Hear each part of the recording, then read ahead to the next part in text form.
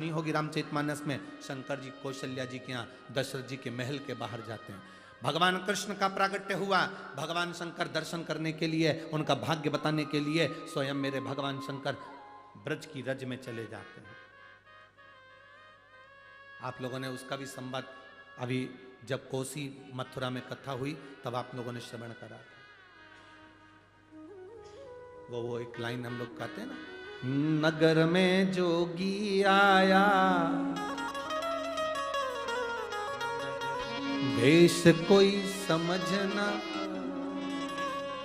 सबसे बड़ा है तेरा नाम, भोलेनाथ भोलेनाथ भोलेनाथ।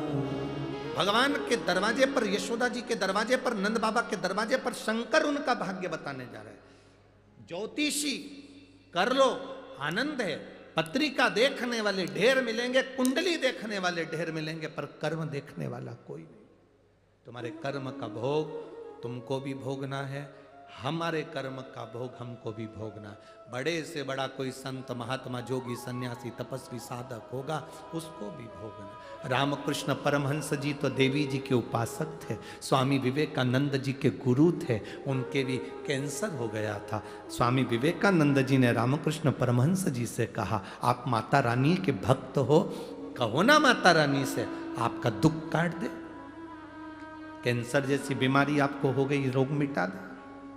स्वामी विवेकानंद रामकृष्ण परमहंस जी से कह रहे, देवी जी तुम्हारे सामने बात करती है, मां महाकाली तुम्हारे सामने प्रकट हो जाती है, दुर्गा तुम्हारे सामने आ जाती है। स्वामी विवेकानंद जी कह रहे रामकृष्ण परमहंस जी से, आप मां से कहो ना आपका दुख काटे। रामकृष्ण परमहंस जी से बार बार स्वामी विवेकानंद जी ने कहा, आज आपको माता को कमरे में जब आप मिले तो मां से कहिएगा। रामकृष्ण परमहंस जी एक कमरे में गए और माता को याद करा। माँ आई और आते से बोली, क्या बात है बाबू, क्या हुआ? ए बाबू हुआ क्या? रामकृष्ण परमहंस जी ने कहा, माँ स्वामी विवेकानंद कह रहा है कि मेरे शरीर में जो रोग है वो आप काट दीजिए। माँ शारदा ने कहा, रामकृष्ण ला मैं तेरा ये रोग मिटा देती हूं। रामकृष्ण कहते हैं, नहीं माँ, आज अगर तू रोग मिटा देगी ना मां, अगला जन्म मुझे लेना पड़ेगा, जो मैंने पूर्व में करा है उसको मुझे भोगना पड़ेगा, इसलिए अब रोग मिला है इसको भोग लेने दे। अंत में बस इतना याद रखना मां, जब मेरे प्राण छूटे मैं तुझ में समा जाऊं और कुछ भी नहीं चाहिए, कुछ नहीं। राष्ट्र के 4 संत हैं जिनकी समाधि नहीं है, राष्ट्र के 4 संत हैं जिनकी बॉडी का पता नहीं पड़ा कि मरने के बाद उनका शरीर कहां गया। राष्ट्र के 4 संत हैं जिनका अंतिम संस्कार नहीं हुआ। राष्ट्र के 4 संत हैं जिनकी बॉडी मरने के बाद नहीं मिली, पता नहीं पड़ा कहां गई। पहले रामकृष्ण परमहंस प्राण छूटने के बाद देवी जी में समा गए, दूसरे चैतन्य महाप्रभु जगन्नाथ में समा गए, तीसरे संत तुकाराम हरि विठ्ठल में समा गए, चौथी मीराबाई द्वारकाधीश में समा गए।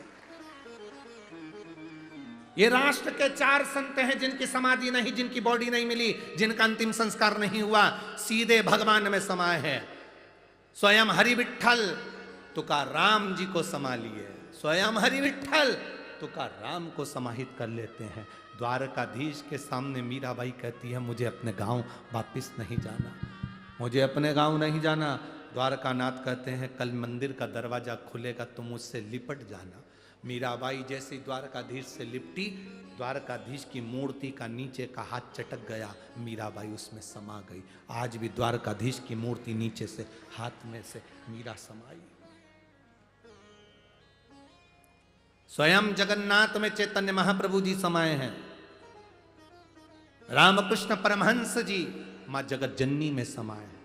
राष्ट्र के 4 संत ऐसे हैं जिनकी बॉडी नहीं, जिनका अंतिम संस्कार नहीं, जिनका कोई समाधि नहीं, समा गए वो भगवान। उसको महसूस करो। एक पत्र आया है,